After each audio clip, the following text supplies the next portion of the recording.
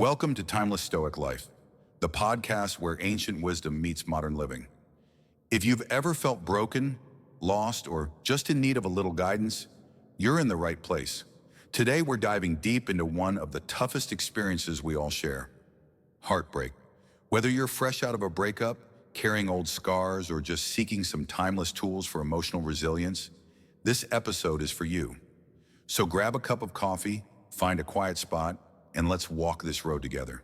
Have you ever felt like your heart just couldn't take it anymore? That moment when a breakup, no matter how expected, feels like the ground disappears beneath you? You're not alone. Breakups can shake us to our core. They often feel like the end of something beautiful, like a storm you just can't prepare for. But what if I told you that ancient philosophy, specifically Stoicism, holds surprising comfort for the modern heart? You see, you're thoughtful while the world has changed. Dating apps, swipe culture, long-distance love, our emotions haven't.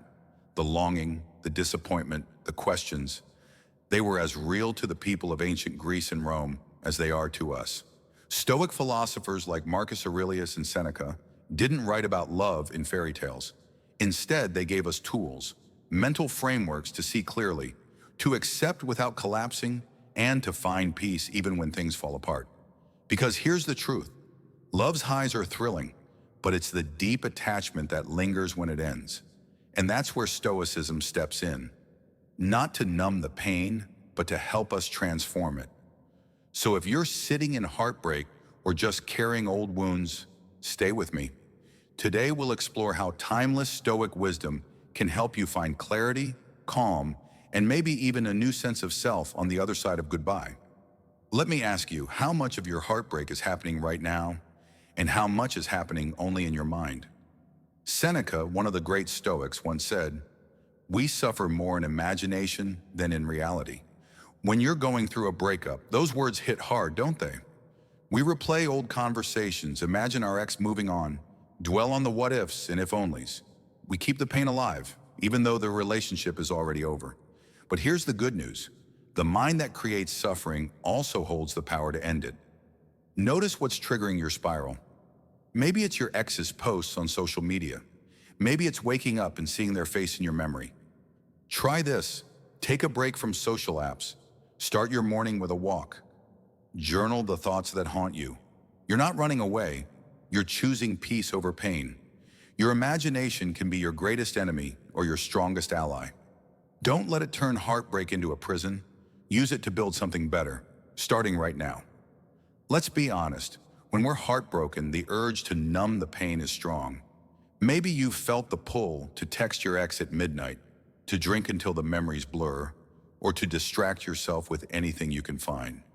But those reactions don't heal you. They hurt you more.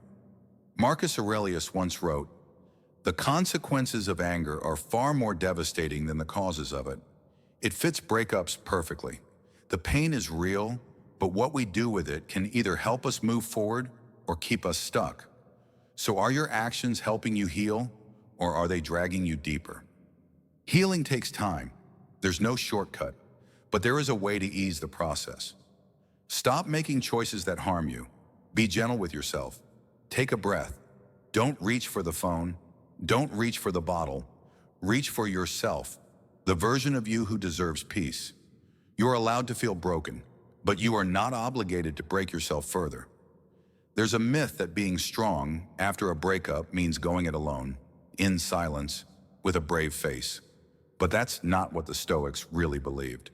Marcus Aurelius wrote, "Don't be ashamed of needing help. You have a duty to fulfill, just like a soldier on the wall.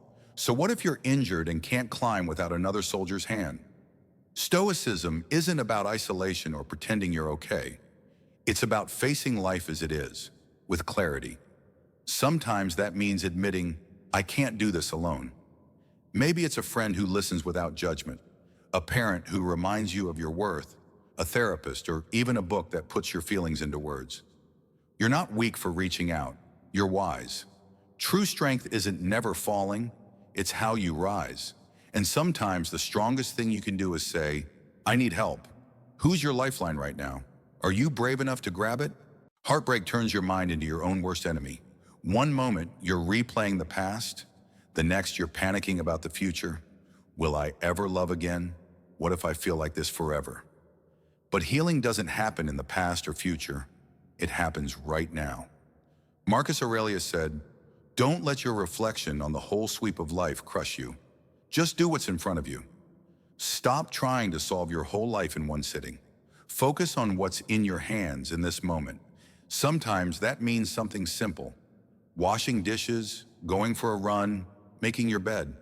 These small acts ground you in reality when emotions try to sweep you away. Next time your thoughts spiral, ask, "What's one small thing I can do right now?" Then do it with full presence. That's how you take your power back, one moment at a time. The present isn't just where you are, it's where you begin again. Resentment can feel powerful. It gives a sense of control when everything else feels lost. But resentment doesn't punish them, it punishes you. It eats away at your peace, your energy, your ability to move forward. So what do you do with that hurt? Try this. Write it all down. Every raw, honest, unfiltered emotion. Then do something symbolic. Burn the paper. Rip it up. Toss it away. It might seem small, but it tells your mind, "I'm done carrying this." Letting go isn't about pretending it didn't hurt. It's about deciding your future matters more than your past pain. You're not weak for feeling anger. You're strong enough to release it. What if the pain you're feeling now could become one of the best things that ever happened to you? Epictetus, another great Stoic, said, "We cannot control the external events around us, but we can control our reactions to them." You can't change what your ex said. You can't rewrite how it ended, but you can ask, "How will I choose to respond?" Instead of letting their words define you, see them as training for future challenges. You're building emotional armor, not to shut you off, but to let you walk through pain with grace. Perspective isn't denial. It's choosing growth when you could choose bitterness. Ask, what lesson is hidden in this pain? That one question can change everything. When was the last time you paused and truly felt grateful? Even in the middle of heartache? It sounds impossible, but there's something powerful in remembering what you still have. Marcus Aurelius wrote, "When you rise in the morning, think of what a precious privilege it is to be alive, to breathe, to think, to enjoy, to love." Even after heartbreak, love itself was still a gift. You felt deeply. That made you more human, more alive. Now you have a choice. Let the sadness close your heart, or let gratitude reopen it. Try this. Each morning, write down 5 things you're grateful for. It doesn't have to be deep. Maybe just your coffee, a warm bed, a kind smile. Gratitude is how you reclaim joy. Not all at once, but slowly, one small moment at a time. When people hear Stoicism, they often think it means being cold, emotionless, unshakable. But that's not true. Marcus Aurelius, the emperor, cried. The warrior philosopher cried, "Being stoic doesn't mean you stop feeling. It means you stop letting feelings control you, but you still honor them." Breakups hurt.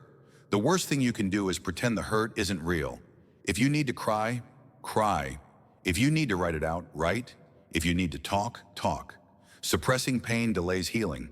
Facing it, feeling it. That's how you grow. Your emotions aren't weakness.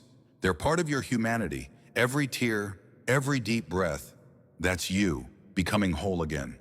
Don't fight the sadness. Sit with it. Let it teach you. That's not failure. That's real strength. So here's the beautiful truth about Stoicism.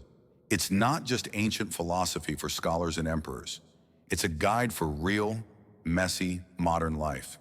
These lessons: don't suffer in imagination, don't self-destruct, seek help, focus on the present, let go of resentment, shift your perspective, practice gratitude, embrace your emotions.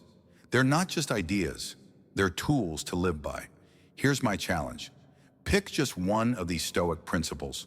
Choose the one that speaks to you most right now. And for the next 7 days, apply it. Journal for 15 minutes each day. What you felt, what changed, what stayed the same. Next week, pick another. By the end of the month, you'll have 4 new habits. You won't just know Stoicism, you'll live it, and you'll feel the difference. A calmer mind, a stronger heart, a deeper sense of control. Remember, this isn't about being perfect. It's about showing up for yourself with courage, clarity, and compassion. Which Stoic lesson spoke to you the most? Share your story with me on social media or in the comments if you're listening on YouTube. I'd love to hear from you. And if you're ready to keep growing through the pain, don't forget to subscribe to Timeless Stoic Life for more episodes on healing, self-awareness, and wisdom that never goes out of style. Thank you for sharing this time with me. Take care of your heart, and I'll see you in the next episode.